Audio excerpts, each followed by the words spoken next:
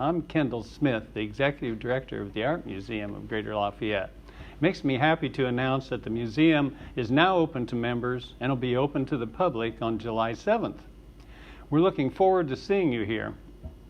But with our concern for your safety and the health of our staff, we're implementing some new policies.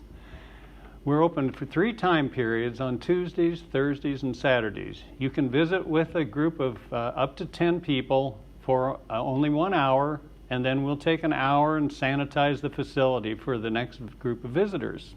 As always, there's no charge for visiting, but entry will be by ticket only, and you can get them very easily on our website.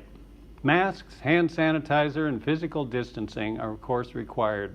All of our galleries are open with 3 wonderful exhibitions. In the Wild Gallery, across the river, Purdue Art faculty from our permanent collection. In the East and McDonald Galleries, we just recently opened the Scott Frankenberger's retrospective exhibition titled Explorations in Clays and Glazes. And just open in the Shook Gallery around me is From Mystery to Mirage, paintings by Atossa Rahmanifar. Atossa obtained her Bachelor of Science degree in Biological Science, and she has 2 advanced degrees in Human Nutrition, all from Michigan State University. She's a relatively new artist who just began oil painting in 2015. In the past 5 years, she's studied with many artists, styles, and mediums, and through her innate talent, her curiosity, and her persistence, she's a blossoming artist and worthy of being chosen to exhibit her work here in the Art Museum. Her interest has evolved from representational works into abstract. After only working 1 year in oil, one of her works was selected for the Hoosier Salon's 2016 juried exhibition. She was also selected for the 2017 and 2018 shows. And she won Best of Show in the Wabash Artist Juried Show in 2017. And again, honorable mention in 2018. In this show, each work is inspired by an experience of place.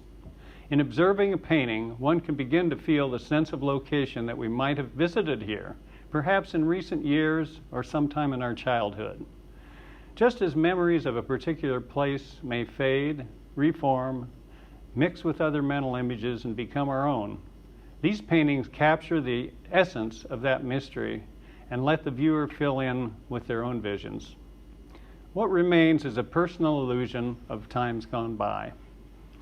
But one must view fine art in person in order to experience the emotions that can bring joy and engagement with the artist's original intentions. So please plan to visit the Art Museum soon and immerse yourself in Atossa Rahmanifar's work. Each of these paintings in her show is for sale, and the artist has pledged all of the proceeds from any purchase to support the Food Finders Food Bank and the Art Museum of Greater Lafayette. And thank you, Atossa. This exhibit was made possible with platinum sponsorship by the Art Advocates, and our thanks to them and to our community partners, First Source Bank and Keystone Architecture. Until we see each other in person again, check out all the exhibit videos on our website and be well.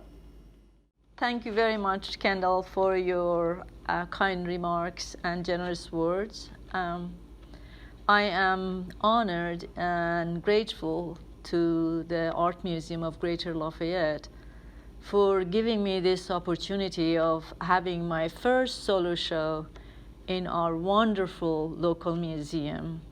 I am so happy and I'm so grateful for that. My deep gratitude goes to Art Advocates for supporting me and for sponsoring this exhibition.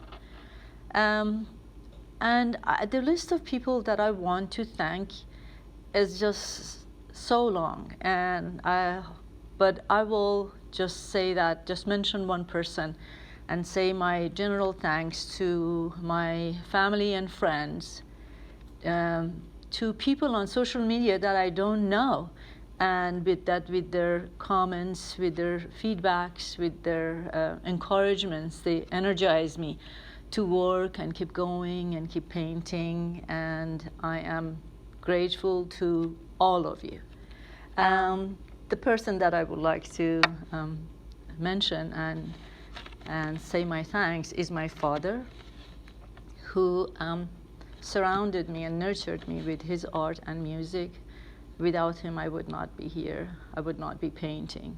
The first oil painting that I saw in my life was when I was a little girl, and the lily of the valley that he painted on a black organza dress for my mother as a surprise gift of her graduation. And I loved the piece. And since then, I wanted to do oil painting, but years and decades passed and until I got my hands on oil paints.